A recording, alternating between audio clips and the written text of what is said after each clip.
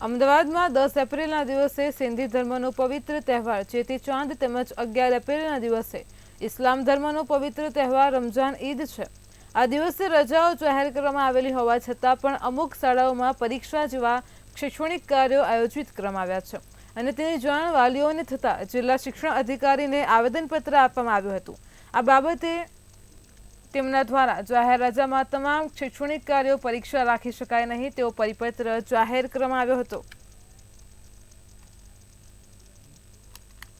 10 અને 11 એપ્રિલ 2024ના રોજ શાળા ચાલુ રાખવામાં આવેલી છે। વાસ્તવમાં સરકારે જે જાહેરનામું બહાર પાડ્યું છે તેમાં 10/11/2024ની એપ્રિલ મહિનાની જે તારીખો છે તે જાહેર રજા તરીકે જાહેર કરવામાં આવેલી છે। એટલે એ દિવસે શાળાઓ આરએચ કાપડિયા અને શ્રેયસ ફાઉન્ડેશન આ બે સ્કૂલો માટે અહીંયા રજૂઆત આપી છે। તો અમે અત્યારે લગભગ એવી તમામ શાળાઓ માટે એક પત્ર કરી લઈએ છીએ જેથી કરીને કોઈ પણ અન્ય શાળામાં પણ આ પ્રકારનો ઇસ્યુ હોય તો એ સોલ્વ થઈ જાય। જીઓ સાહેબને મેં જાણ કરી કે જે રાજ્ય સરકાર દ્વારા જે જાહેર રજાઓ જાહેર કરવામાં આવી છે એ દિવસે કોઈ પણ શૈક્ષણિક પ્રવૃત્તિ ના થઈ શકે અને સંવિધાન આપણને અધિકાર આપે છે કે તમામ ધર્મ જ્ઞાતિના લોકો તેમની જે રિલિજિયસ પ્રેક્ટિસ છે કરી શકે છે।